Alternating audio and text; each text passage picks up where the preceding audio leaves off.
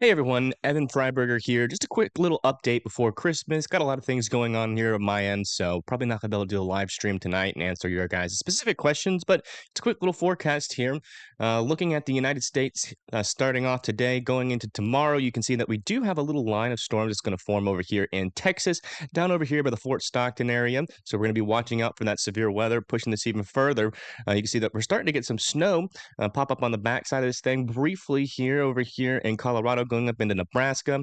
That moves up into Sunday, right around 12 p.m. here on the 24th. So that's Christmas Eve. See, there's a little bit of snow on the backside, but then watch as this storm right here around Kansas and Missouri starts to spin up, and then you can see that there is some snow over there in Nebraska, going up into North Dakota, Minnesota, and maybe even nosing into Iowa, and then pushing this forward even more into the 26th. So that snow really starts there on Christmas. So maybe increasing the white Christmas chances for some folks in that region. And then pushing this even further, you can see this thing kind of sticks around for a little bit, continues to drop snow there in South Dakota and Nebraska going into Minnesota, and then pushing this all the way through. Kind of a mixed precipitation mess possible up here, but this is pretty far out now on the snow amounts or snow scenario here. But there is a chance here for icing, maybe some mixed precip there in northern Minnesota. And then pretty much we have this low pressure system that's going to be sitting around here, not really moving too much. And anytime that it picks up moisture, it's going to be able to drop some snowflakes. So we can start to see some snowflakes going into the 27th there for Illinois, and then that moves into Indiana there early morning on the 28th, and then pushing this all the way through. We might even get some snow there for Michigan, Southern Ohio, and Kentucky, but this is really far out, so I would take this little area here with a grain of salt. But this is just a little update on the possibility of this scenario. It probably won't happen exactly like this, but just keep that in mind. Coming over to the Storm Prediction Center, you can see that we have a slight risk today. This is down there by the Fort Stockton region, and then we have a marginal risk that extends all the way up into Amarillo, Texas, parts of Oklahoma there, and New Mexico. Have a 2% tornado risk with this, so, nothing to lose sleep over, but definitely have your alerts on just in case you get one of those unlucky tornado warnings. But the main risks for today are going to be damaging winds, 15% down here in the Fort Stockton area, and a 5% around that, with some large hail up to a quarter sized in the same area of that slight risk. And in that marginal risk, we're going to have a 5% chance of that quarter sized hail. Now, moving on to the next day, you see we don't really have too much of a severe risk at all going into Christmas Eve here. You can see general thunderstorm risk, not really too worried about this. There's really just a lack of forcing where the moisture is with this. So it's going to be a lot of crap vection out there. So a lot of rain. So make sure you watch out there. This is going to be on Christmas Eve. So if you're in this green area, fortunately, you're probably going to have a rainy Christmas Eve. Moving this over to Christmas Day here, you see we have another general thunderstorm risk from Florida extending all the way up through Alabama, Georgia, Mississippi, and then going into Tennessee as well, nosing into Kentucky. So some thunderstorms are possible. Rain is going to be really outspreading the entire United States here.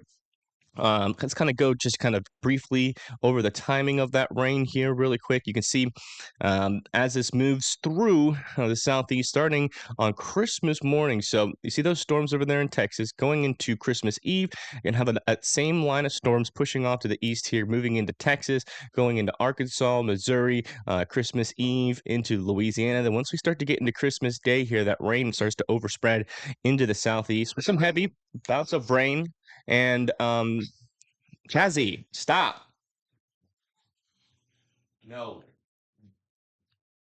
Some heavy bouts of rain there for the southeast. Sorry.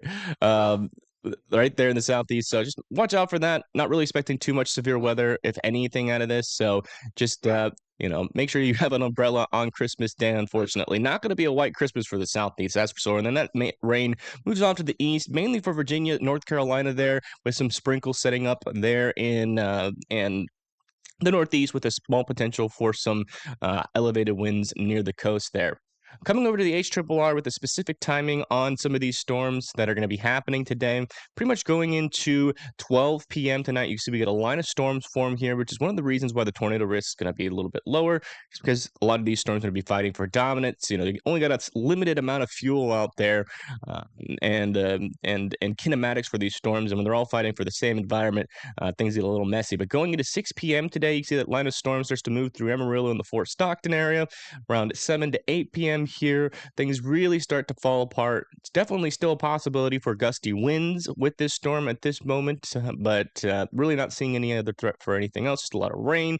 Start to see rain pop up there in Houston for going into the late evening hours today and into the early morning hours. It's probably going to stick around, and that line moves into Oklahoma, parts of northern Texas, and then eventually pushes into the Dallas Fort Worth region on Christmas Eve here, with some pop-up thunderstorms over there near Austin, Texas, and Killeen down there. You can really see the snow on the backside here being depicted by the HRRR for Colorado, Nebraska, and Kansas as well.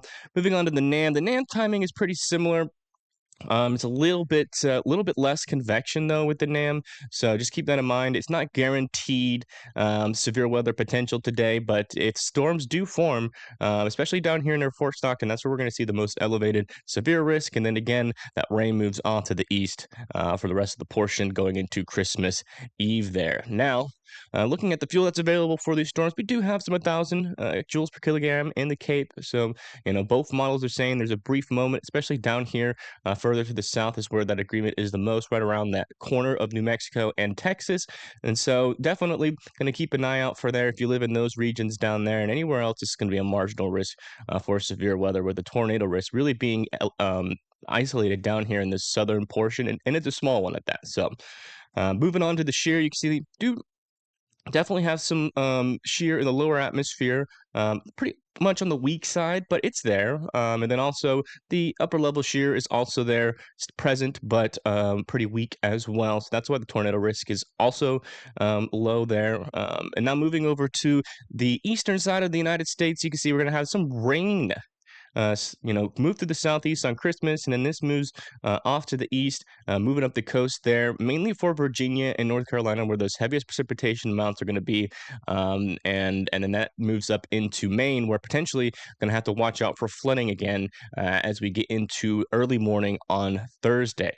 Now, coming over, looking at those winds that are going to be possible off the coast, you can see, maybe potentially getting up into the 30, maybe even 40 mile per hour region, maybe even 56 mile per hour winds, but this is pretty far out. This thing shifts around a lot.